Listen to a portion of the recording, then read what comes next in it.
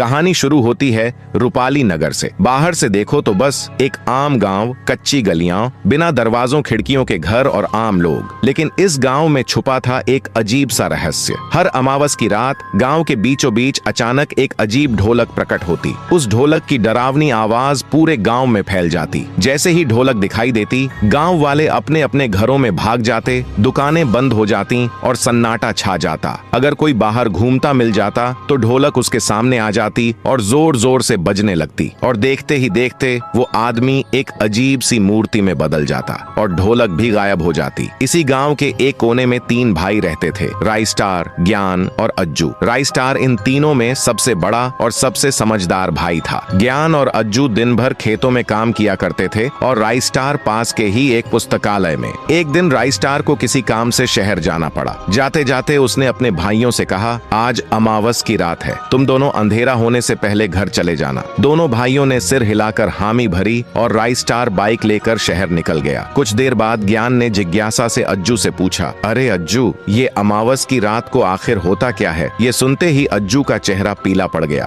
उसने धीरे से कहा, गांव के लोगों का कहना है कि हर अमावस को एक जादुई ढोलक प्रकट होती है। कोई नहीं जानता वो कहां से आती है और क्यों आती है, लेकिन अगर उस रात कोई बाहर निकल पड़े और ढोलक के सामने पड़ जाए तो वो इंसान मूर्ति में बदल जाता है। ज्ञान ये सुनकर हंस पड़ा और बोला, भाई कैसी मजाकिया कहानी है, ऐसी बातें बस डराने के लिए फैलाई जाती हैं। दोनों बात ही कर रहे थे कि तभी अज्जू की प्रेमिका सोनम वहां आ पहुंची। वो घबराई हुई बोली, अज्जू जल्दी चलो, माँ की तबीयत बहुत खराब है, मदद चाहिए। अज्जू तुरंत बाइक लेकर सोनम के साथ निकल गया और जाते जाते ज्ञान से बोला, देर मत करना, काम निपटाकर सीधा घर चले आना। ज्ञान काम में इतना व्यस्त रहा कि उसे पता ही नहीं चला कब रात हो गई। जल्दी जल्दी काम निपटाकर जब वो गांव की ओर लौटा, तभी अचानक उसके कानों में ढोलक की डरावनी आवाज गूंजने लगी। उसने बाइक रोकी और इधर उधर देखने लगा। अचानक वही ढोलक उसके सामने प्रकट हो गई और जोर जोर से बजने लगी। उधर अज्जू जब घर पहुंचा और ज्ञान को वहां न पाया तो परेशान होकर उसे ढूंढने निकल पड़ा। गांव की गलियों में भागते भागते उसे भी वही आवाज सुनाई दी। वो धीरे धीरे एक पुराने घर के पीछे छिपकर देखने लगा। जो नजारा उसके सामने था उसने उसकी रूह तक हिला दी।